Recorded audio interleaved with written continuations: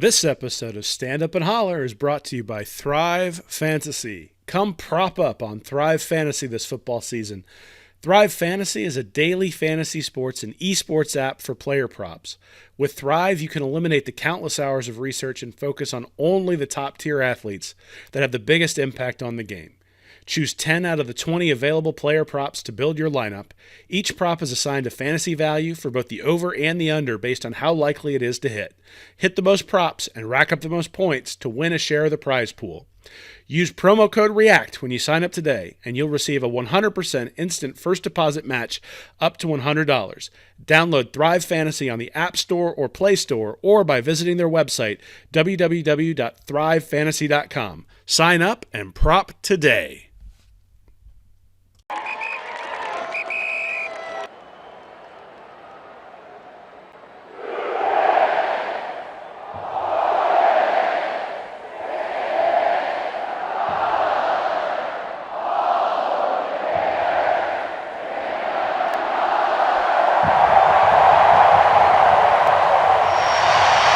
Welcome to Stand Up and Holler.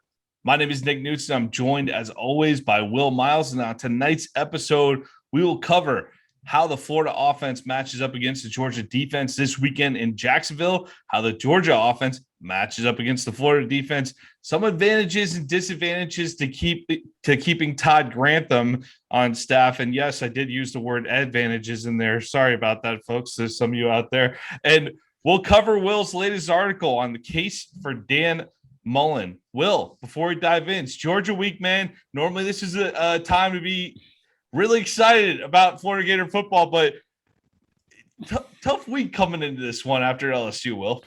Yeah, normally this game actually means something more than just pride. And unfortunately, that's all it means this year is just pride. And, that is what it is, right? I mean, obviously, there's a lot at stake considering that Georgia has an opportunity, it looks like, sort of walk in to a national championship if they're able to win this one. It kind of means the only real team in their way from here on out would be Alabama, and then it might end up being like Cincinnati and Wake Forest or something in the playoffs, the way things are looking right now. So I still think this is a big one for Florida, especially for Florida fans.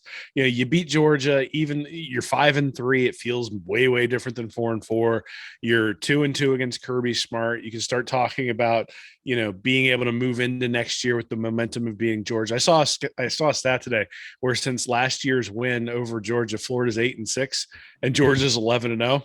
And so to be able to reverse that and start to sort of build momentum towards 2022, I think is a big deal. We'll see whether the Gators can get it done. Worth it. I'll take it all day, man. I'll take that all day. Another thing to think of too here heading into this game. Hey, Georgia, we got to start approaching this thing instead of being burned by the prospect of Georgia potentially competing for a national title this year. We just got to put it back on Georgia. Hey, wouldn't it be a shame? Wouldn't it be a shame if you didn't get it done this year, Georgia? It's your year. When else are you going to have this good of an opportunity? Just put it on them. They're feeling it. So when someone says something to you, there you go. That's something to go with this weekend. I got to be honest. I'm looking at every advanced stat, and they're ranked number one in all of them. Their defense just looks unstoppable from the I mean, they've given them like 46 points all year. You look at it, you go, this is their best shot. This is not a team that should get caught. And yeah, I think it's an incredible choke job if you lose to a 4-3 Florida team. And, I think some Florida fans will look at that and go, well, it's not really a choke job. No, it's a choke job. You lose to a 4-3 team, regardless of what the underlying analytics say. There's such a difference between the number one and even the number two team in the country right now in all of the rankings. And then when you consider like 1-8 or 1-9, which is sort of where Florida is in some of these advanced rankings, to lose to an unranked Florida team in a rivalry game, when you've basically got smooth sailing to the SEC championship, if you're able to pull this one out, that'd be a pretty big choke job. It'd be a shame, Will, a real shame. Really, I don't know. I suspect I would have a fun time writing my Kirby article next week if Florida's able to pull this one out, because I think he's going to have to do some stuff to put Georgia behind the 8 ball. The namesake needs to win one at some point, right? But just a real shame, Georgia. You should really do it this year. But let's jump into 2 bits. Will, you previewed that defense, and that defense is the first thing that people think of when they think of this Georgia Bulldogs football team this season. Certainly the offense has put up some good numbers down the stretch, outside that first game against Clemson, who themselves have a very good defense. But one question I do want to pose up front here: Anthony Richardson likely to get the start. Mullen's not telling us anything. I listened to his press conference this week. He's being extra cagey. He wouldn't even, I think Nick Delatorre asked him about recruiting visit. He wouldn't tell him a thing. He's just not saying anything. Georgia's not talking about who their starter is going to be this week. So a lot of games being played in that regard. However, we know this Georgia defense has dominated every piece of offense they've seen this year, but they haven't seen the level that Florida's going to bring on Saturday, in my opinion, to this point. DJ Uiagalelei and Clemson, they came in with those type of expectations, and that 10-3 game looked great at the beginning, but we saw Pitt rock that Clemson offense too this past week, and several other teams have this year as well. So Georgia playing great, near perfect against lesser competition, but this is their first real test of the season against an elite offense, in my opinion. Yeah, I mean, I don't think that's really a secret, right? I think Florida's probably the best team Georgia's faced, definitely on the offensive side of the ball. I think that sort of works towards the Gators' strengths and away from Georgia's strengths. Rather than you think about Clemson, the fact that Clemson's offense is terrible sort of meant that Georgia could kind of sputter along a little bit against the Clemson defense and still get out of there alive, even though it's 10-3 win. Clemson's 4th on defense, but 45th on offense. Florida's 6th on offense and 14th on defense. If you're looking at the offensive rankings that go into FEI, overall, from an offensive perspective, South Carolina 80th, Vandy 115th, Arkansas 34th, Auburn 17th, and we actually did see Bo Nix have some success, at least early on in that one. Kentucky 27th, and then Florida 7th. So, there's really Florida is a team that has the ability to they're going to be the best offense Georgia's faced, and really probably the best offense Georgia faces all year. I don't think Alabama, at least in the advanced metrics, is as high as the Gators. I don't think offense is really the issue. I think Florida will be able to score. I think, especially if Anthony Richardson's out there, I think they'll be able to score. I think they're going to have to probably rely on explosive plays, which isn't something Georgia has given up a lot of this year. But if you look at it, Anthony Richardson is having an explosive play every 5 touches. So 65 combined passing and rush attempts and 13 explosive plays for Richardson.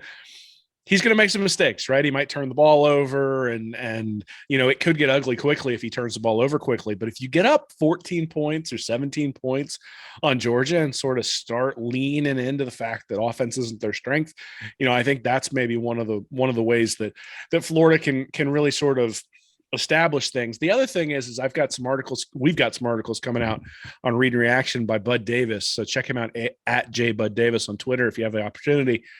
But I'll give a quick preview. Basically, the only places where Georgia seems to have some weaknesses against the running game is the quarterback run and option plays. And it just so happens that those are the kinds of plays that Florida likes to run. Now, they do run inside zone and outside zone, and those plays Georgia absolutely swallows up. So if you're expecting a big day from Malik Davis or from Dameon Pierce or DeMarcus Bowman or anybody back there, Naquan Wright, probably not going to happen. In fact, if it does, I think that says a lot about Florida's offensive line. I think it says a lot about Florida's ability to win the ball or to win the game. If they're able to knock them back and get those inside zones and outside zones going, then Florida's really going to be in this one. But the interesting thing is that you think about Georgia, you think about the speed, you think about side to side, but the plays that have given them some trouble this year, at least in some capacity, have been those option plays and then the quarterback run. Dan Mullen is known for his ability to adapt the offense to really fit whatever's needed to make, especially in big games. We've seen that out of him time and time again. I know there's been some criticism of a couple different game plans. I don't think many of us were happy with the Kentucky game this year. There's been a couple other things where we've seen, but for the most part, it's pretty fair to say he's been on point in these big games. I go back to his first season, Will, against Mississippi State, when Mississippi State had this all-world defensive line we're going up against. We didn't have much of a running game to speak of in 2018, and Mullen just fired out little screens here and there to the side. We're going to have to score more than we did in that game, but with Richardson coming in and really adding a more dynamic element from the running position at the quarterback spot, Are you more confident that Florida can establish that run game this week and work around some of those issues? Because I look at big number 99 in the middle, Jordan Davis, for that Georgia Bulldogs defense. And I mean, I see a future first round pick. That guy looks like he could be a top 10 pick next spring. I mean, so it's interesting. If you look at the offensive line statistics for Florida, they're very, very good. And so, yeah, there were a couple of times where Ojulari beat Garage last week, or 2 weeks ago. But it sounds like Garage is sort of nursing an injury. Hopefully he's fully back healthy. And then the other thing is that other than those couple of times where I think Ojulari got Emory Jones from behind one time, caused a bad throw, sort of got pressure on Anthony Richardson a couple of times. One caused an interception, one caused a throwaway. Other than that, the quarterbacks were pretty much unmolested. And so there's a lot of ifs here with the Florida offensive line, but if the Florida offensive line can hold up, I do think Mullen's going to be able to scheme some things. One thing that you've seen in the last couple of weeks is the running back running free against two deep coverage. So, and the other sort of wrinkle that we saw against LSU was way more two back sets. They had Davis and Pearson there a lot in two back sets and sort of set things up so that you didn't know whether it was going to be an inside or an outside zone at the snap, so that you had the opportunity to run some of those plays where, the double fake that they ran with Anthony Richardson, they only had one running back in on that one, but they're kind of using the running backs in the passing game ever since the Vanderbilt game, more like they used Kyle Pitts last year down the middle of the field rather than having them go outside. And I do suspect that one of the wrinkles that they might have is the wheel routes that caused a lot of trouble for Georgia last year. Georgia's going to be prepared for that from the running backs. I'm not sure they'll be prepared for it from the tight ends. I think one of the things you might see is tight ends getting open on the wheel route going down the sideline. And if the tight ends are covered on the wheel route, then having the running back trail down the center and have that be a pretty easy throw for somebody like Anthony Richardson to make, where it's a two-man read, right? You're either hitting the tight end on the wheel or you're hitting the running back coming down the middle, sort of trailing behind the tight end, and the linebackers have to figure out what to do.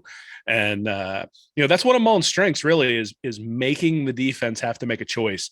If you run the offense correctly and your quarterback can make the appropriate reads, and Kyle Trask showed this last year where even defenses were dropping 8 guys at a time, it didn't matter because he always went to the right place.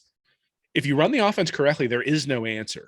The only answer is to get pressure. And so that, again, I think the two things to look for are on those inside and outside zone plays. Is Florida able to get some yardage? And then is the offensive line able to hold up when they send Richardson back to pass? What do you anticipate from Georgia to maybe confuse Richardson a little bit and maybe bait him into a mistake or two? We saw against LSU, I would really chalk both of those throws up. I know he's trying to make a play, and a guy like that, it's hard to work that out of a guy like that because he's probably made so many incredible plays in his life where it's hard to tell him to step off the gas sometimes because he just thinks he's going to make it at all times. But really, the two throws against LSU, I would categorize as ill-advised. They weren't great decisions. So on the bright side, whereas with Jones, it feels like he's just missing some reads. I feel like Richardson just forced it a couple times. Do you think that's going to be something that's completely stressed this week with Mullen? Are we going to see a conservative game plan with Richardson that's more ground-based to maybe prevent some of those mistakes? I hope not. I mean, I think even the game-ending interception against LSU, he threw it to the right guy. Rick Wells was behind the defense. He just couldn't get it out there, right? He sort of threw it off his back foot. Going into that win, too. That was a tough win that day. But if he'd had the opportunity to step into that one and really deliver it, I think maybe he delivers it accurately. We're having a very different conversation today about how he led 5 straight touchdown drives, and Florida might have even been able to pull that one out.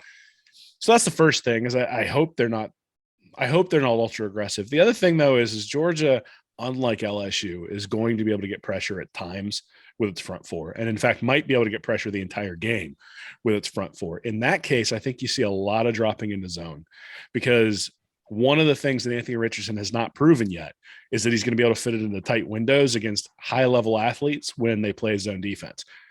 For the most part, LSU was playing a single high safety, a lot of man-to-man coverage, things that you would prepare for, that Emory Jones had struggled with, especially against Kentucky.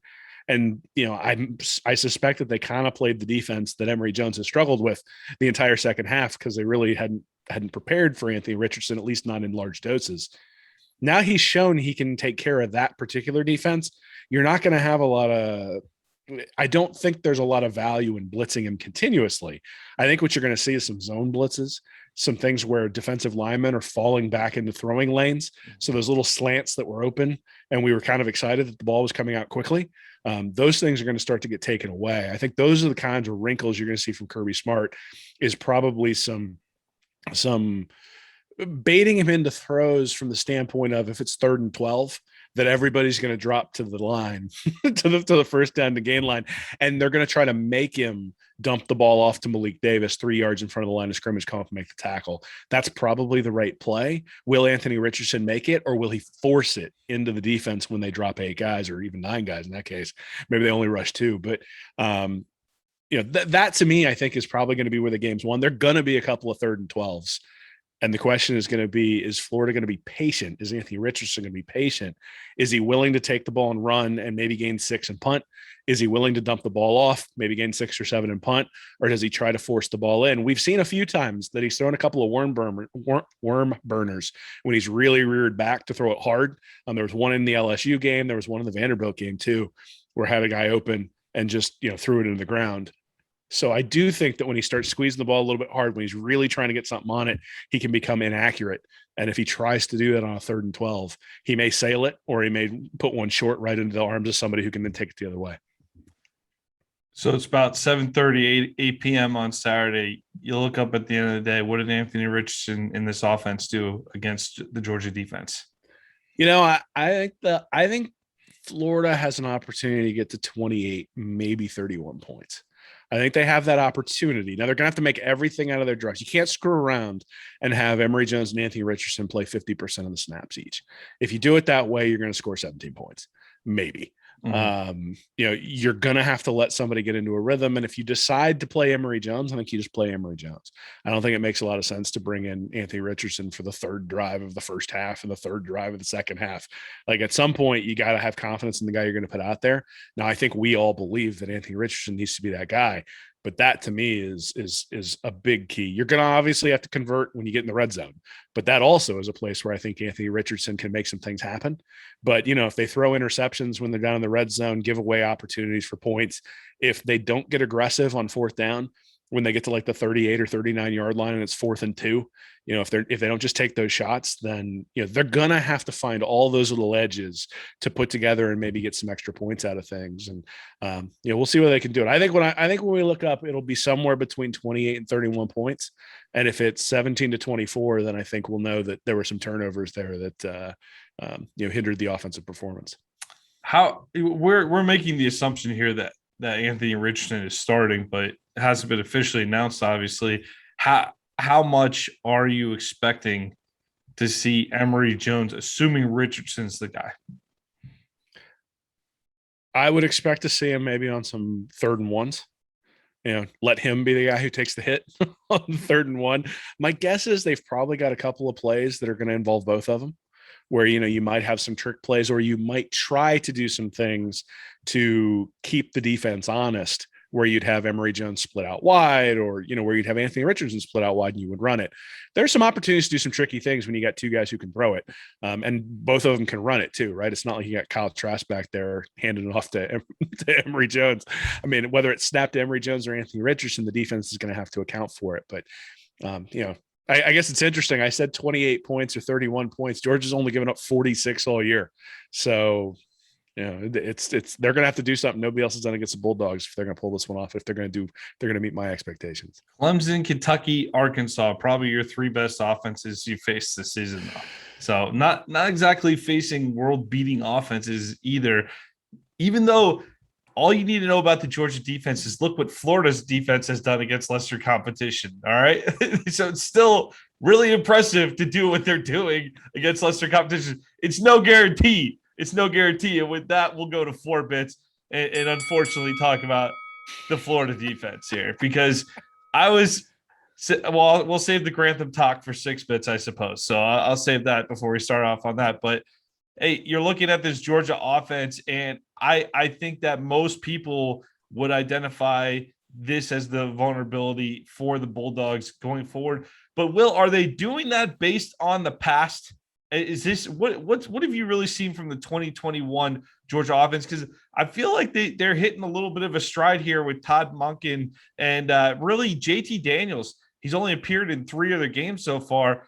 Stetson Bennett looks awfully comfortable this year. I know he was the little guy last year, the mailman, they're calling him, but they didn't give him much trust. I will say this: when JT Daniels plays, they let him rip. He's thrown over 30 attempts in 2 of the full games that he played. 30 and 31 times against Clemson and South Carolina. Bennett has not passed for more than 21 in a game. But that's in part because the team gets out to these huge leads, and you would think the defense is giving them a short field to do a little bit of work, and it's not necessary for him. He probably doesn't throw the ball he doesn't throw much of the third or fourth quarter. It's just not necessary. Yeah, I might regret saying this, but I hope JT Daniels plays in this game, because he is healthy. He's supposedly healthy. Kirby's being coy about it, but he's supposed to be back. I hope he starts. I hope he plays the whole first half, and then hopefully they lift him in the third quarter to bring in Stetson Bennett. Bennett's been unbelievable. Bennett has a QB rating up over 200. He runs the ball really effectively. So the quarterback rush is a place where Georgia really generates value. Georgia's a pretty good team running overall, which means they're able to sort of take some of the burden off of the quarterback, which does help Stetson Bennett. And Bennett last year, before he got drilled and all of a sudden had his shoulder hurting, was picking apart Florida's defense, which has sort of been a staple of Georgia in terms of being able to just torture and torment Todd Grantham. The thing that I would say is that Bennett is limited when they're going deep. Right. I think he has shown the ability to throw the deep ball, but I have watched multiple games with Georgia this year where the guy was so open that he didn't have to be all that accurate to hit the deep ball. And so I think that's a place where Daniels probably gives them an advantage, but the disadvantage is Daniels can't move. He's a statue back there. And I think Florida has the opportunity to get a big turnover. If they can get somebody free and sort of blindside him, you might get a big turnover. And if the defense can give them 7 points, or if the defense can score a couple of turnovers that turns into 10 points, then that can really shift the way this game looks. Look, I mean, the reality is that Georgia has a pretty strong heat map when you start looking at where they go overall. But again, part of that is they've just been dominating everybody. Florida scored 241 points this year so far. Georgia scored 269. So, for all of the laudits that we give to the Georgia defense, the Georgia offense has performed better than the Florida offense. Whereas the Florida defense has given up 148 points to 46 for Georgia. Yards per play, Georgia's number 1 overall, 3.4 yards per play.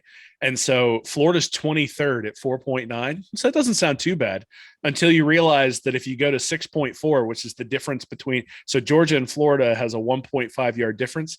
If you add 1.5 to Florida's, you're down to 112th ranked Virginia and Duke.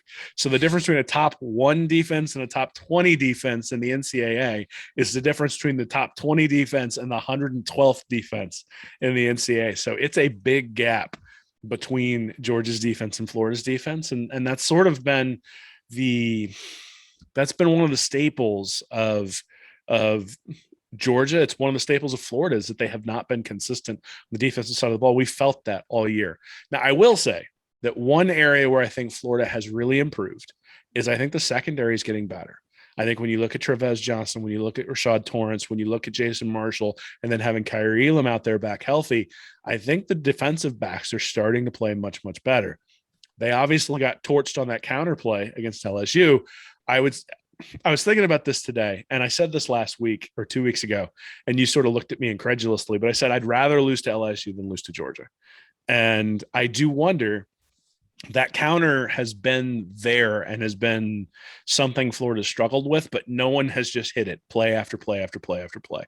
And LSU just took the place where Florida struggles and just kept plunging the knife into that wound. And I guarantee you they spent all week working on that. What do you do? How do you deal with modifications and variations that Georgia might bring to the table? Does it help Florida that instead of Georgia being able to isolate that particular play when they need it, is Florida going to be ready for it? Because they weren't last year against Texas A&M. They weren't against Oklahoma. They weren't against Alabama last year, and they certainly weren't against LSU last week or 2 weeks ago. I do wonder whether they've gotten to a point now where they'll be prepared for that counterplay. That's something that has been a weakness under Grantham the entire time he's been here.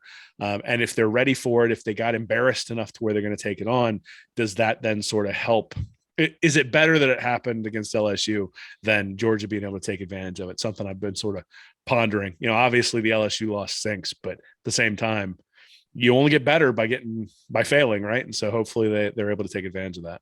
Yeah, they'll defend the counter play, but then what play will we give up over and over again and not make a single real adjustment to? That's the question you got to ask. It's been a frustrating trend. Hey, Georgia, they've really done it through the air and on the ground. Freshman tight end Brock Bowers, he's got a lot of headlines this past month really here, but he leads the Dogs with 25 receptions for 400 and over 400 yards, 6 touchdowns. Really young receiving core as a whole. Their top receivers here, Ladd McConkey, second leading receiver. He's a freshman, 17 receptions for him. Sophomore, Jeremiah Burton, 13 receptions. Adonye Mitchell, another freshman, 6'4", 190-pound receiver. I know George Pickens, they're talking about him coming back soon. I don't think he's expected back this week. Have you heard anything about Pickens, Will? I have not. I don't believe he's going to be back, though. I've heard that he's practicing. They're talking about maybe later in the season, but who knows how much that's just chatter. But running back James Cook, little bit of a threat out of the backfield in terms of receptions, but in terms of the running game, Zamir White controls the lion's share. We will see James Cook and Kendall Milton run out of the backfield for the Bulldogs. Will, which one of these playmakers really jump out to you? I mean, I think obviously the big one who jumps out to everybody is Bowers. Obviously, he's been the guy who's sort of been the bellwether for them and been the guy that they go to when things get tight. The interesting thing is if you start looking at James Cook and Zamir White, 13 catches between them out of the backfield, and also averaging. So Zamir White's only averaging 4.8 yards per rush, Kendall Milton 5 yards a rush, and then James Cook 6.3 yards per rush. So Cook is the guy that you think probably is the one who might end up gashing him, and then McConkey and Bowers each have a couple of runs and have averaged 20 yards when they touch the ball as well, running the ball. So, it's not an incredibly deep receiving core. I mean, you think about McConkey, you mentioned you've got Bowers at tight end, got Adonai Mitchell and Jermaine Burton with 14 and 13 catches, and then it goes down to 7 to Curious Jackson. So you're not talking about an incredibly deep wide receiver core. This isn't a team that's going to spread you out and put 5 guys wide and necessarily kill you that way. The question is going to be, what can they do with guys like James Cook and with Brock Bowers? Can they do some of the things Florida did last year or even 2 years ago when they had Kyle Pitts and LaMichael Pirine, or Kyle Pitts and Malik Davis, where you'd come in, you'd have a tight formation, and then you'd split those guys out, and all of a sudden you'd have linebackers trying to guard Kyle Pitts on the outside. If you have linebackers trying to guard Brock Bowers going down the field, you're going to be in some trouble. So Florida's going to have to figure out how to manage the compromise, right? That the compromise is you got to have a lot of defensive backs in if you want a defensive back on Bowers. But by having that defensive back in, you've made yourself susceptible to the running game. And are they going to be able to get enough penetration up front to be able to disrupt the running game? Because I don't, as much as I think the defensive backs have gotten better at stopping the pass, I do think that they still very much struggle when it comes to taking angles and making sure they get to the right place in the run game and in the right gaps. So I would expect Florida to come out with a lot of defensive backs and try to sort of bracket Bowers with a couple of guys, the guy at the star and then a deep safety. But that's going to leave them susceptible to some of the things LSU was able to do. And certainly Bennett and his supporting cast are more equipped to take advantage of that than LSU was with Max Johnson.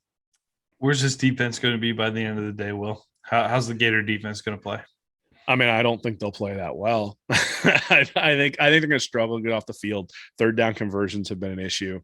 I think if Stetson Bennett plays especially, I suspect there will be a couple of back-breaking third downs where you have him 3rd and 6, 3rd and 7, 3rd and 8, and he's able to convert it running. That's one of the reasons why I'd really love to see JT Daniels in there. Yeah, he might hit a couple more deep throws, but I think that on 3rd and 8, you'll know where he's at, and the defensive ends are going to be able to get upfield. Now, one thing that's interesting is if Bennett's in there, do they end up – one of the problems they had against LSU is the defensive ends were firing up the field, and then we're getting kicked out by that pulling guard on the on the counter play. If Stetson Bennett's in there and they've been instructed, do not go deeper than the quarterback when you're rushing the quarterback. We don't want him having running lanes. Then does that actually doubly help him from the standpoint of, they don't fire past the quarterback on the running plays.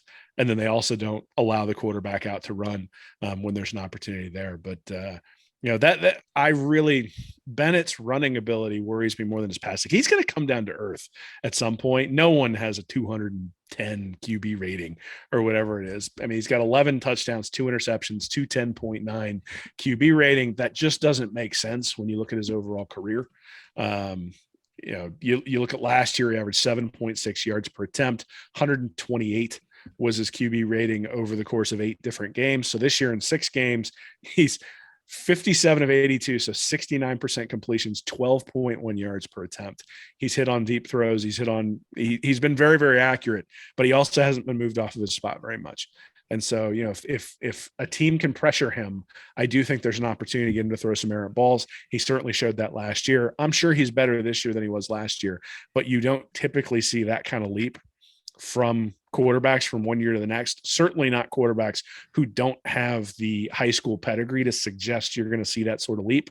And so I think Georgia is dealing with a little bit of fool's gold when it comes to Bennett through the air, but I'm not sure Florida's defense is prepared to deal with Bennett on the ground. So I'm a little bit torn in terms of who I want in there, except that JT Daniels hasn't played all that well this year. He's only averaged 8 yards per throw, 160 QB rating, which sounds great, except for that a lot of that has come against inferior opponents.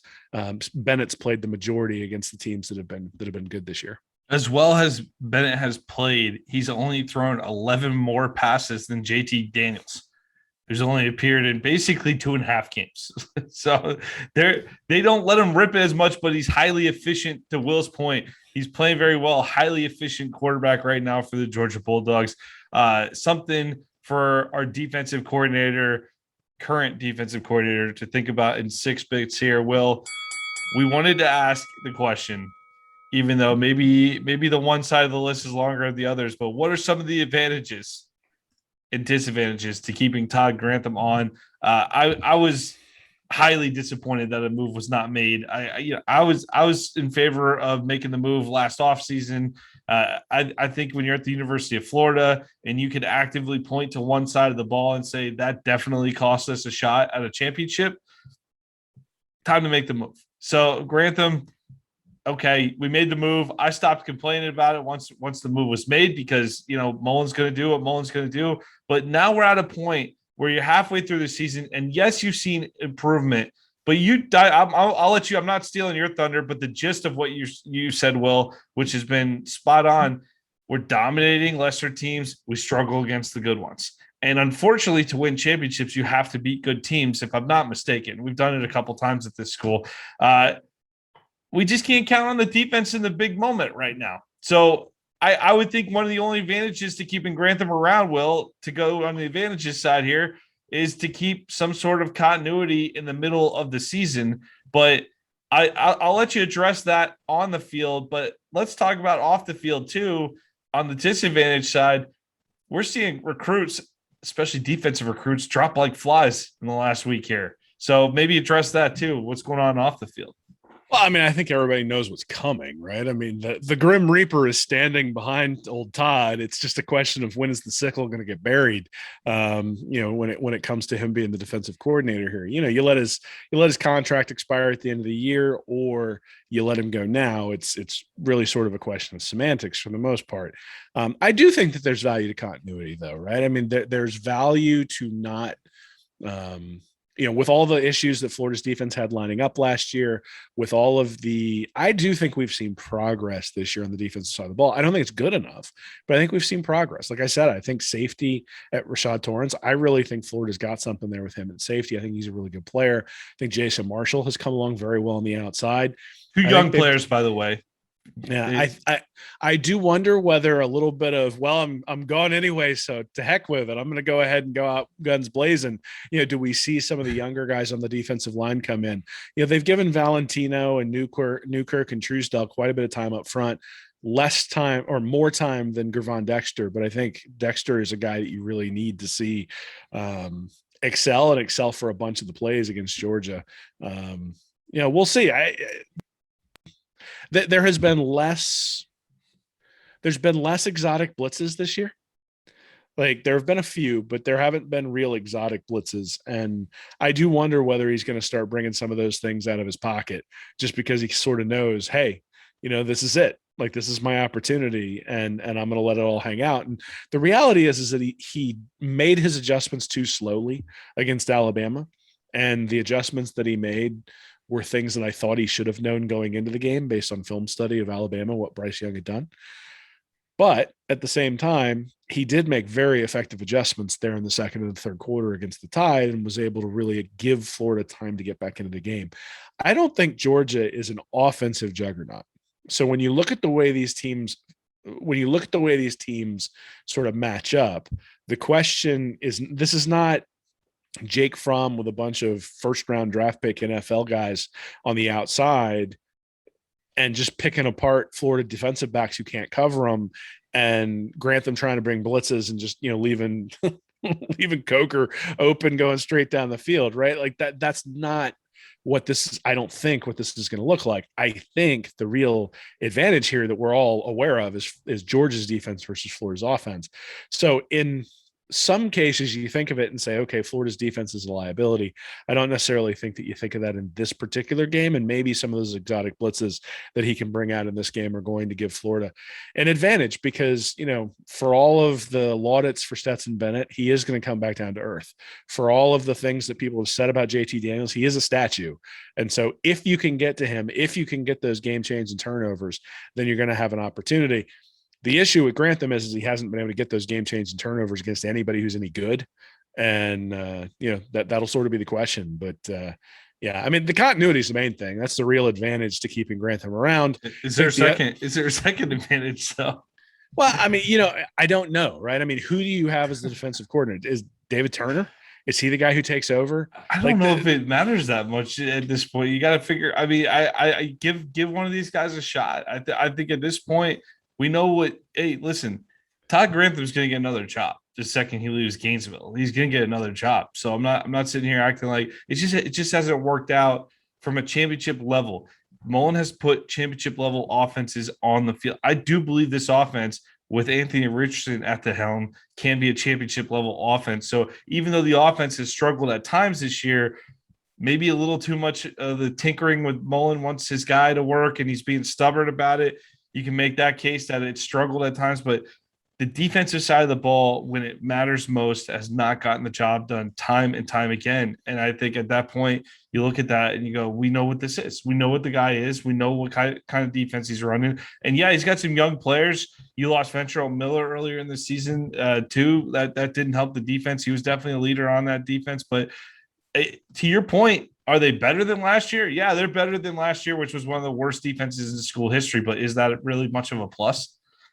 I mean, so look, that you're trying to make me defend Todd Grantham. I don't know how to do it because we both thought the change should have been made after last year, and we both thought the change should have been made after LSU. In fact, I'm very surprised he wasn't left on the tarmac to go commiserate with Coach O while when they left Baton Rouge.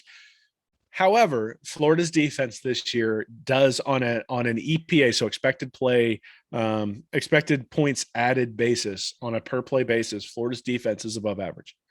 And so that it was not the case last year, certainly has not always been the case in 18 but we didn't get to 19. play FAU and USF and even Kentucky. They played well in the Kentucky game.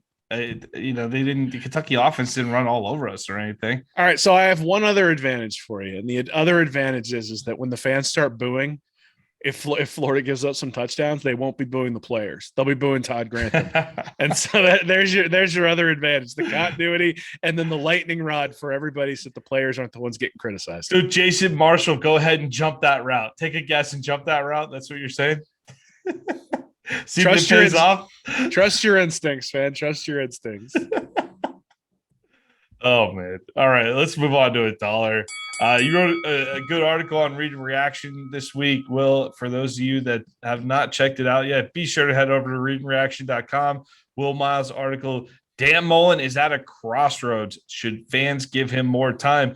And on the surface, I follow what's going on Twitter. I don't tweet a lot myself, but I follow a lot. I'm on Twitter all the time reading stuff, and I'm seeing a lot of the chatter around Mullen. I think the chatter around Grantham's totally deserved, but I understand the frustration with the job that Mullen has done to this point, where it's year 4. People were hoping to take another step this year. It felt like we were progressing each year under Mullen, and this feels like a step back. But there's definitely some pieces that need to mature and grow, and maybe he didn't identify the quarterback position until now. There's a lot of things you could talk about with this season. Frustrations about not showing up game to game, Will. But what were some main points that you narrowed in on in the case for Dan Mullen? So first off, I would say that no one has been more critical of Mullen's recruiting than I have. In fact, I wrote articles in April of 2018 criticizing the level of recruiting for his 2019 class, and people kept saying, "Let him show it on the field. Let him show it on the field. It'll improve. It'll improve. It'll improve. It'll improve." And it just hasn't. Right? It's been consistent across the board that basically recruiting is sitting, somewhere between 8th and 14th. This year, maybe it's a little bit different story because of the defensive guys you mentioned earlier, who sort of fallen off the map because likely they all know Todd Grantham's out after this year, and that's sort of who they committed to. But so that's the first thing, right? Is that the reason we love recruiting, the reason people follow recruiting is because recruiting is hope. And so when the recruiting classes are not consistently getting better, when you see yourself getting out recruited by Georgia and by Alabama, and then when you consistently lose to undermanned LSU teams and even Kentucky teams, then you say, okay, well, what am I really waiting for?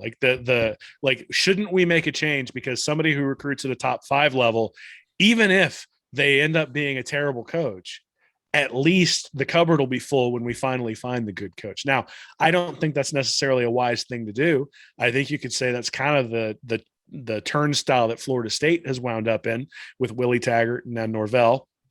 I think you could say that's sort of the turnstile Miami's wound up in, right? They keep sort of, they have one bad year with Mark Richt. Obviously, he has some health stuff going on too, but you get the one bad year with Mark Richt, and all of a sudden everybody's calling for his head.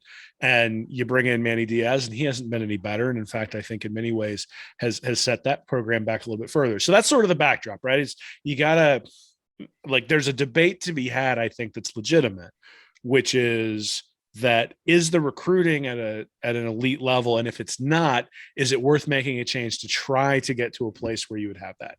But then the other thing is I think you got to really look at where the program is, and to do that, I don't think you can just look at record. So Florida went 6-1 in one-score games the first 2 years of the Mullen era, and I think outperformed what you would expect from those teams, but they were still very good, right? You look at the ESPN FPI, you look at SP Plus, you look at any of those rankings, and basically those teams have all been in the top 10 in terms of those advanced metrics. And part of that is because they've all been excellent offensively, regardless of what you want to say about Grantham on the defensive side of the ball. When you look at the teams under Muschamp and when you look at the teams under McElwain's a great example. The 2015 Gators were 29th in the ESPN FPI, but they went 5-1 in one-score games. So that 10-4 record that they had could have very easily been 7-5 if they go 3-3 in those games. And remember, they beat Vandy 9-7, Florida Atlantic 20-14, and East Carolina 31-24. So if you think about that team that won the SEC East, is an inferior team in all ways to even this year's Florida team. The next year, 2016, that team was a little bit better, but they were still only 22nd in the FPI. And then they fell to 50th in the FPI rankings in 2017, went 2-3 in one-score games. And so all of a sudden, once they weren't winning those close games, the holes in the program really showed. Mullen, again, in 18 goes 3-0. They're 11th in the FPI. He then goes 11-2 in 2019. They were 3-1 in those one-score games. Miami, Kentucky, Georgia, and Virginia were the one scores there, so they lost by a touchdown to Georgia there. And then last year they were 11th in FPI, but they were 0-3 in the one-score games. So A&M, LSU, and Alabama were one-score games. This year they're 0-3 against Alabama, Kentucky, and LSU. Now, I'm not saying that you should win all those close games, but you expect to win half of them. Right. And the fact that they haven't won half of them, yes, you can attribute that to Dan Mullen coaching and getting conservative against Kentucky. You can attribute it to the offense not showing up against Kentucky. You can attribute it to a special teams mistake against Kentucky. You can attribute it to the defense not showing up against LSU. You can attribute it to the defense not showing up in the first quarter against Alabama. All those things are true, but it's sort of representative of a team that is ranked in the 7 to 15 range is going to have some ups and downs. And it's also one of those things where if you go and look, and I know everybody got really upset about Mullen when he said they had more yards than Kentucky after they won, and it was kind of a BS answer. But the interesting thing is if you go look at post-game win expectancies, which is essentially an analytics way of looking and saying, if we got the exact same box score, what would the likelihood be of each team winning? Florida was a 91% shot at beating Alabama with the same box score, a 60% shot of beating Kentucky with the same box score, and then only a 7% shot of beating LSU. So you look at their score differential, and Florida should be 5-2 based on the points that they've scored. You look at the advanced analytics; they should be 6-1. And I think one of the reasons that Florida fans are frustrated is because they've looked and seen Anthony Richardson there and said, if we had Anthony Richardson in these games, we probably beat Kentucky. And in fact, I think most likely beat Kentucky and maybe even beat Alabama. I don't think you beat maybe you beat LSU if you have him in there, right? I mean, you had the opportunity. If they'd have come out firing in that first quarter with Anthony Richardson, maybe that game's a lot different. So, that I think is the thing that gets frustrating is you've got essentially a top 10 team, but you're putting in a game manager rather than the guy who can be explosive at quarterback. But that's not what's going to happen next year. So next year, you're going to have Anthony Richardson in there, and you're going to have all these guys in the secondary that I just outlined who, and really on the defense as a whole, who are getting experience right now, but are going to be back. So guys like Gervon Dexter, guys like Rashad Torrance, Avery Helm at corner, Mordecai McDaniel at safety, Trevez Johnson at safety, Jason Marshall at corner, Desmond Watson is getting major minutes as a backup. That's 5 starters right there that I've listed, along with 2 guys who are getting major minutes as a backup who are from the 2020 recruiting class. There aren't a lot of guys from the 2018 and 2019 class who are going to be impact players next year. That 2020 class is the one that's really going to step forward. And I think you're getting a lot of experience there. So the point is that we've known from the start, based on the recruiting, that Mullen was going to have to hit on a quarterback. It looks like he may have hit on a quarterback when we see Anthony Richardson play. He's going to have a very experienced defense coming back, and Lord willing, a new defensive coordinator to lead that defense.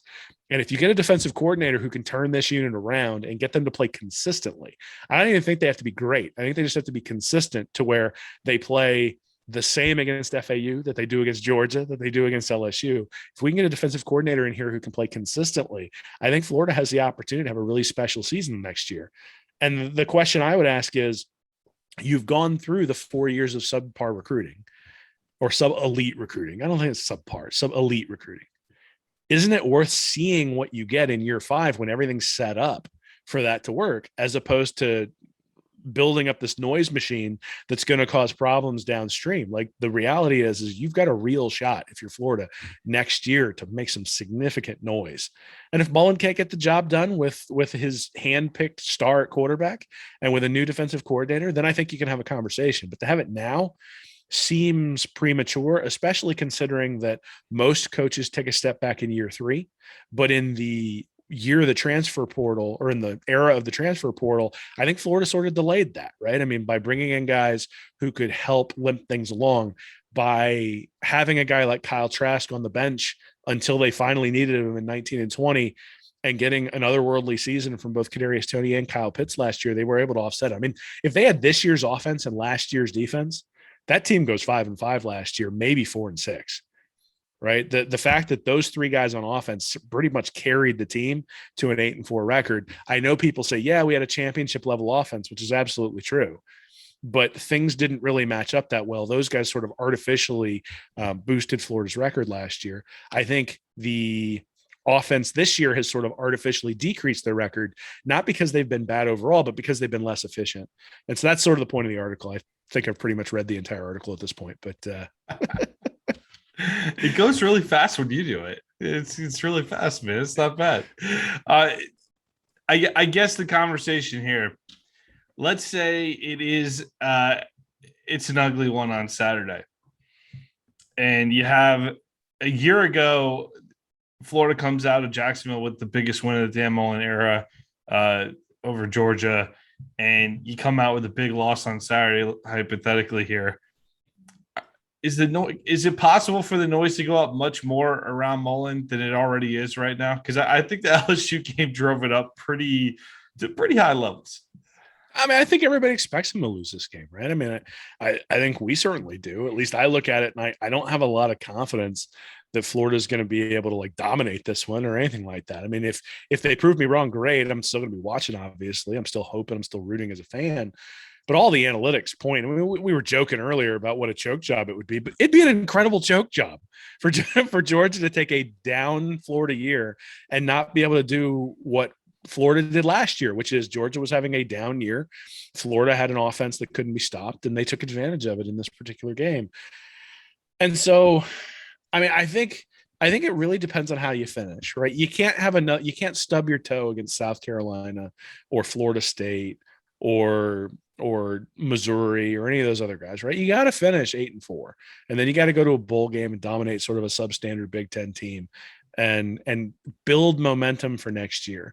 And part of the criticism of Dan Mullen, everybody keeps going back. It's funny that, you know, I cited that stat earlier, 8-6 since the Georgia game last year. Well, they played a lot of good teams since that, right? Georgia hadn't played anybody since then. Florida's played Alabama twice. They've played a Kentucky team that's pretty good. I think they should have beaten Kentucky. They played LSU twice. Those are the two you'd point to and go, ouch. But if that stat said 10-4, would you think it's any better? Right. I mean, even if they've taken care of business of LSU, I think the perception would be a little bit different probably, but 10-4 still people would be like, that's not good enough. That's not the Gator standard. And they'd be right. But again, Oklahoma in a game we didn't really prepare for. Georgia has not had to play. I mean, the most difficult team they've played is Cincinnati in the bowl game last year. And, so they haven't really been tested yet. And Florida has been constantly tested over and over and over again. These guys have heard all the noise. I suspect they're embarrassed by the fact that they went out and lost that game against LSU. I think they'll come out and play this one pretty hard. But I mean, look, I am a big believer in process over results. You don't look at the result and make a change if you're convinced the change is the wrong thing to do. I do think that there is an argument based on the recruiting that a change should be made because you need that elite recruiting to compete year after year after year. The counter to that I would make is that you're not harming your program by having one more year of sub-elite recruiting, and you have an opportunity to have a special team next year. Now, again, if you hit that special team and you end up winning, let's say you win the SEC next year, you're getting a contract extension and now you got to deal with the sub-elite recruiting at some point as well at that point. But, we have known all along that Mullen was going to have to be an outlier compared to recruiting, especially in the SEC. But even if you pointed to like Michigan and you pointed to Clemson, those are sort of the two best comps when it comes to Florida. And Michigan thus far under Jim Harbaugh has been kind of disappointing, right? Hadn't been able to take care of Ohio State, hasn't been able to get anywhere, and had a really disappointing year last year. And turns out, was that his third year in there? And then, it was more than that, like fourth maybe. But, had a bad year last year. Has recovered and now having a very good year now that he's sort of found a quarterback who's halfway decent. Haven't played Ohio State yet, so we'll see what comes of that. But Clemson, really struggled under Dabo, and it wasn't until they made a switch and brought in Brent Venables that Clemson became good. I don't think you want to rely on being the outlier, but once you've gotten 4 years in, once you've brought in the guy who's recruiting the way Mullen's recruiting, the reality is that I think you give it. And as a fan of the game, I kind of want to see if he can do it. Right. I want to see if he can overcome some of the handicaps that he's got. I would love to have a number one recruiting class and just be blowing everybody off the field, but that's not going to happen under Mullen. And I don't know that there's another guy out there who can do it. I think in a lot of ways, Dan Mullen fits the personality of the Florida Gators football program in a lot of ways. I think this issue with the recruiting issue is just it's part of a bigger problem that you kind of see. There just seems to be certain areas of the program. There just seems to be a lack of attention to detail in some areas, which Mullen, everybody has their strengths and weaknesses, right? And I'm not saying the Gators don't pay attention to recruiting class. It's a little overstated. I mean, if a Purdue fan listened to our conversation about recruiting, they'd be like, are you guys really crying about having like the number 9 class in the country or the number 14 class in the country? Well, yeah, it's like the 7th best in the SEC, like that's why that matters. But I think with Mullen, I think at some point, there's going to be a little bit of wear and tear from the fan base a little bit with this job, a little bit, where I feel like you see the increasing frustration from Mullen lately. Are we? This doesn't feel like a long-term marriage to me. Will, with I'm Mullen. not sure. I'm not sure any coach at Florida is going to be a long-term marriage. Yeah, but we're heading into it's year 4 right now. We're heading into year 5. Spurrier was only here for a little over a decade. So that's about a half a Spurrier. He's completed at Florida. He's getting close. He said he's almost headed into year 5. He's at 4.5 years. It's halfway through his 4th season right now.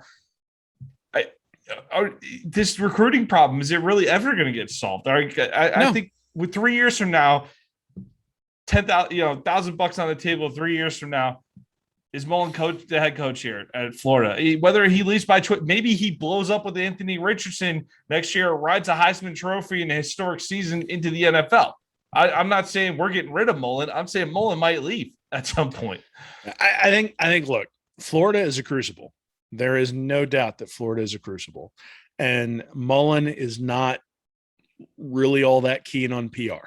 I mean, you can go back and read books. Buddy Martin wrote a book with Urban Meyer where Urban basically said they'd keep Mullen away from the recruits. That Tim Tebow would have gone to Alabama if they'd let him talk to Dan Mullen, was sort of the quote in the book. And you're just like, whoa, okay, well, that says something about sort of his nature, right? He's an acquired taste.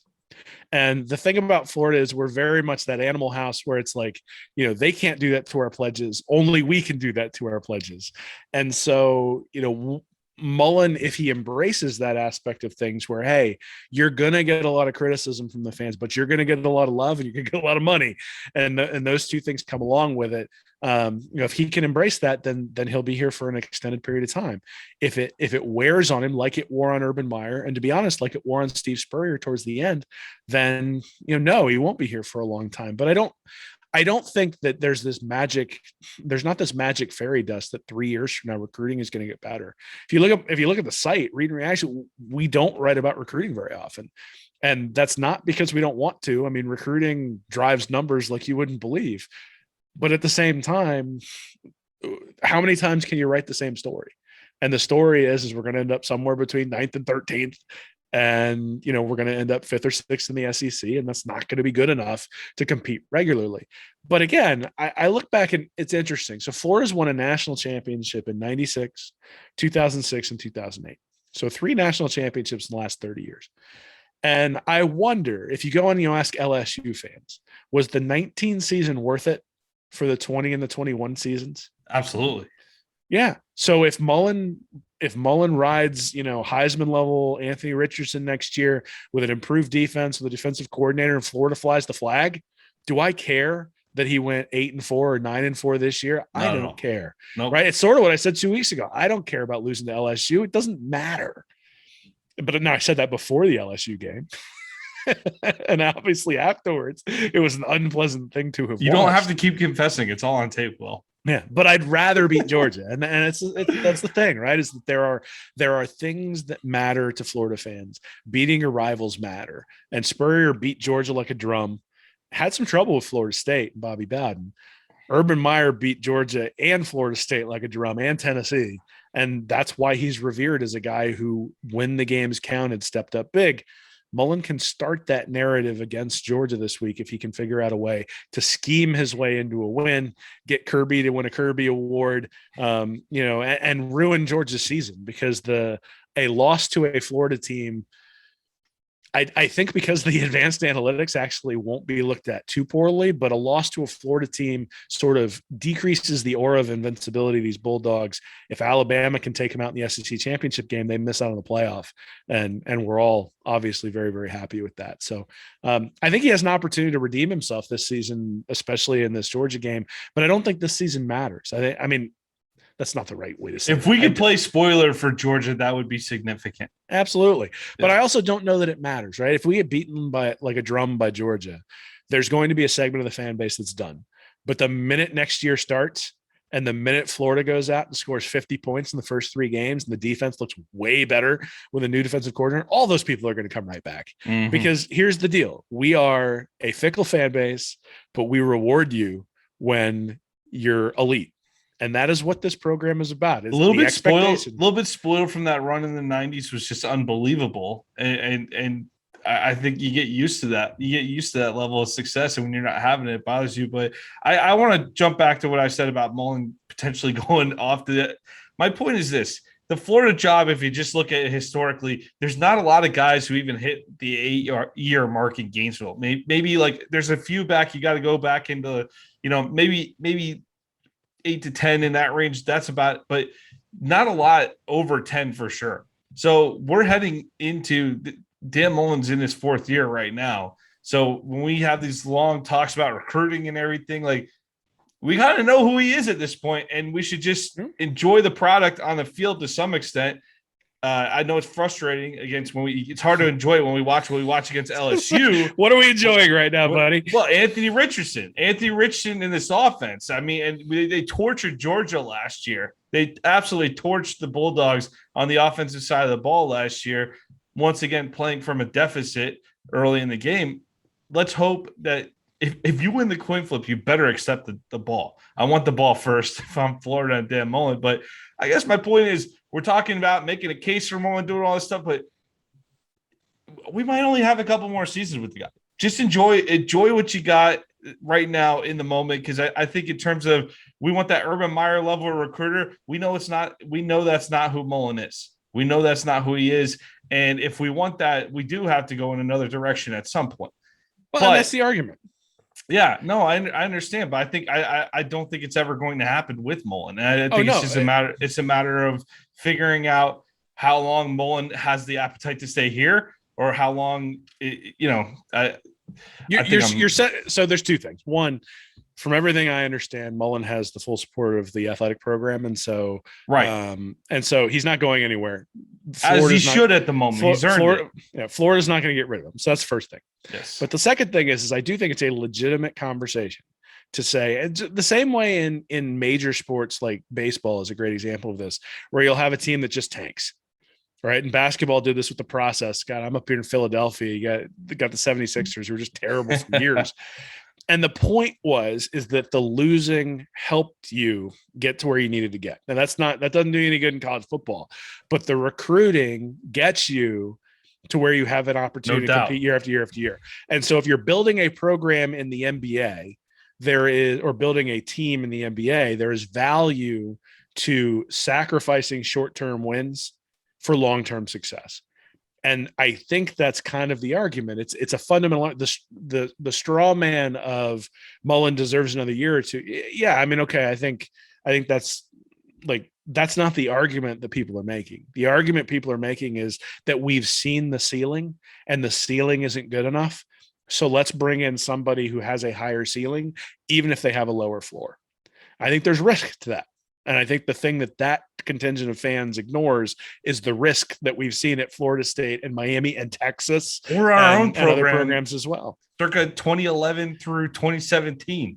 Absolutely. So it's not a risk-free proposition, but the same thing with the Sixers, right? I mean, the Sixers hit on Joel Embiid, and then they got Ben Simmons on a mental health break who's demanding trades. And that team is not going to win the Eastern Conference this year. And probably its window to win a championship is closed. So you went all in if you were the Sixers to implement that process. They've screwed up on some first round draft picks, and all of a sudden now you're sort of left out in the cold with the Nets and the Bucks being better teams in the Eastern Conference.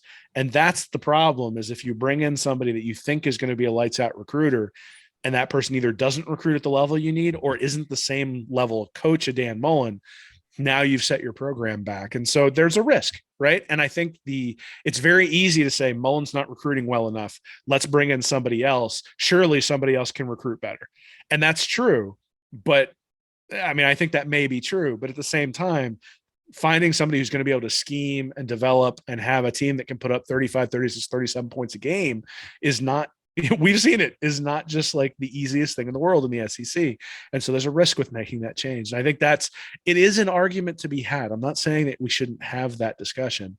What I'm saying is that is that I think it's very easy to look at the other side. Same thing with Anthony Richardson. You got to be really sure that he's the guy you want out there on the field. I think he proved that against LSU. But even I was sitting there going, I think Richardson's the guy after FAU and against USF. But I can't tell you that he's definitively the guy. They've only let him throw the ball like 12 times in those 2 games. Now after the LSU game, how many stars? Absolutely. How many stars was he coming out of school? 4. Yeah. Good player. Good player. I mean, but I mean, dude, don't make a stars matter argument against me. People who obsess over the got to have the 5-star guy. I'm saying if Mullen identifies the right fits in different situations, that's where you can make the argument. All right, hold on. No. I'm not letting you get away with that. Like you can get away with some things, but let's look at the national champions. 2020, Mac Jones, 15th overall pick. 19, Joe Burrow, 1st overall pick. 18, Lawrence, 1st overall pick. 17, Tua, 5th overall pick with Jalen Hurts, who was the 53rd overall pick. 2016, Deshaun Watson, 12th overall pick. 2015 is when you got to go back to see an undrafted player, Jake Coker. Then you've got 2014, JT Barrett is undrafted for Ohio State, though he was 5th in the Heisman that year. Then you got 13, Jameis Winston, 1st overall pick. McCarron in 2012 and 2011, 164th overall pick. Cam Newton in 2010, the 1st overall pick. 2009, Greg McElroy, 208th overall pick. 2008, Tim Tebow, the 25th overall pick. Are you noticing a trend there? Percentage. The only team that doesn't have a first-round draft pick at quarterback and won the national championship was a loaded Ohio State team in a year when Alabama and the other guys in the playoff were really not all that loaded. I think that was the year Washington made it too. And then Oregon. Alabama. They beat Oregon. Yeah. And then Alabama, right? Alabama is the only team that has consistently won with guys who are not first-round draft picks at quarterback. And I think Alabama is a bad comparison considering how good they do on the recruiting trail if you're comparing it to Florida. The reality is the formula for the last, 12 years, 13 years, the formula is a first-round draft pick at quarterback and using that to cover up any deficiencies that you have. Well, I think Richardson is looking like a first-round draft pick at quarterback based on his size, speed. His arm looks pretty good in the limited times we've seen it. I mean, you even have who's the GM that's got the podcast? Lombardi's out there saying he's potential number 1 pick in 23 if he keeps playing the way he's playing, obviously, barring any injury or anything like that. So I'm not. Tell you what, man, they put up 40 against Georgia. I'm all in. I'm not arguing that point, Will. I'm not arguing that was an impressive list that you just went off of. I'm going to pretend like you had it off the top of your head, but there was some clicking there. I heard some clicking, but that's an impressive list you threw out. But I guess my point I was saying is the 5-star kid might be the ideal thing on paper for recruiting. JT Daniels was a 5-star kid. Would he be a better fit for Mullen than the 4-star kid with Anthony Richardson? We can get into that debate all day, I guess. But with this Mullen recruiting thing, I think it's going to be a constant conversation around him. It's creating negativity now because we're losing. But if things start to flip next year, do you think that will be as much of a focus? No, everything gets solved by winning. Yes. I mean, I said this in Gators Breakdown last night. I said, Mullen came out. He was surly in his press conference on Monday. Certain people took that the wrong way. And it's that old line from Bull Durham where the guy's like, you got fungus on your shower shoes. When you get to the show and you got fungus on your shower shoes, the press will think you're colorful. Like when you're in the minor leagues, it means you're a slob. And here's the reality of the SEC. When you're 4-3, you're in the minor leagues. When you recruit at the level Mullen's recruited, you're in the minor leagues. And until you win the SEC and until you get to the playoff and really until you win the national championship, you're in the minor leagues. So if you want to be surly and you want to do all that sort of stuff, people are going to criticize you. And you can decide whether you want to change or you can decide whether you want to take it or you can decide whether you want to leave. But the reality is until you win at a program like Florida, that's how it's going to be. The minute he wins a national championship, we'll think he's colorful. We'll be like, oh, it's just like Bill Belichick, wins all the time, and the media hates him. That's why, because that's why he's successful, because he marches to the beat of his own drummer, because he does all that sort of stuff. The narrative will line up to the winning. So you know what? Beat Georgia on Saturday. Dan Mullen's a genius. Look at all that awesome game planning that he did. Look, if we'd have just had Anthony Richardson the entire year, look at how we would have played. And then all of a sudden, everybody's hyped for 2022, especially if you beat Georgia and then win out. I mean, think about the hype during the offseason because of the hope that he brings at that position if he's able to play like he has thus far. If he goes out and lays a complete dud against Georgia, well, and the game plan's terrible, and we sit there with 3.5 minutes left in the first half and don't use any timeouts, and make some of the same mistakes on special teams in the defense, then it's going to be he's surly, right? It's going to be he's not really bought into the program anymore. All those things we've been hearing. It turns out losing sucks. And so I don't really want Mullen laughing it up and yucking it up at these press conferences and going back. Like, he should just be sitting there like a dog who's been beaten and just sort of take it and be upset and not give us any information. I'm fine with it. But again, you win national championships, you do that, you're colorful. You win the Gator Bowl and everybody goes, maybe we need some more passion there, buddy. Well said. Well said all the way around. All right. Georgia 13-point favorites in this one. I'm seeing that's the spread I pulled up for this weekend's game. Will, since this is a preview show, the preview edition of Stand Up and Holler, give me a prediction of the Gators covering that 13 this weekend. I think they cover. I do. I think this one's going to be closer than people think. I think Georgia's offense is going to struggle in bits and pieces. I think Florida's going to be able to get a few stops.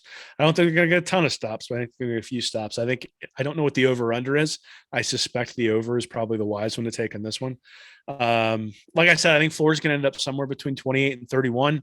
I think if Stetson Bennett starts, Georgia probably and plays the entire game, I think Georgia probably can score more than that. I think if JT Daniels starts, maybe Florida gets a turnover and is able to push that to 34, 38, and then has a real shot to win the game. But yeah, I think they'll cover. I mean, you say you have to pick. I think Stetson Bennett will play. I think Georgia probably wins 35-28. 35-28 from Will Miles. I'm going to go with the Georgia cover on this one. I'm not feeling it this weekend, Will. I'm super pumped to see Anthony Richardson play a full game. I hope we get to see that. I'm just very down on this defense right now. I think you're in the ballpark there. Give me Georgia. I'm going to go with about a 38-17. I think Georgia might double them up on almost up more than double them up on that. So well, all I know is I have more confidence in this defense than I did for the defense against Alabama last year. Like, I thought that one was going to be a bloodbath, and at the half, that one was over. And Florida came roaring back. So we'll see. I think this isn't like a defining moment of Dan Mullen's career. That's going to be next year. But this might be the start of the defining moment for Dan Mullen's career. So that's kind of cool, right? Is that we saw flashes from Anthony Richardson that make us think, "Woo, like we might have really hit." And so if he can come out and show that it's not just flashes, it's consistent over a full game against Georgia, even if Georgia is able to pull it out, I still think that makes us sort of puff our chests out heading into the rest of the season. If the beginning of the Anthony Richardson era is Dan Mullen's second consecutive win over Kirby Smart to hopefully start to derail a Georgia Bulldogs championship season, that'd be a great storyline, man. That'd be a great storyline for sure. And Georgia, everything's going your way. Even your Braves are in the World Series. The whole state of Georgia. It'd be such a shame. If you let this opportunity through your fingertips once again, Georgia. Plus, I spent all the time writing the book, 1,980 Reasons to Root for the Georgia Bulldogs, available on Amazon. For all of my Gator friends to give to their Georgia fans, to their Georgia friends, once Florida comes out on top. So remember me. If Georgia loses this weekend, everybody, it's there.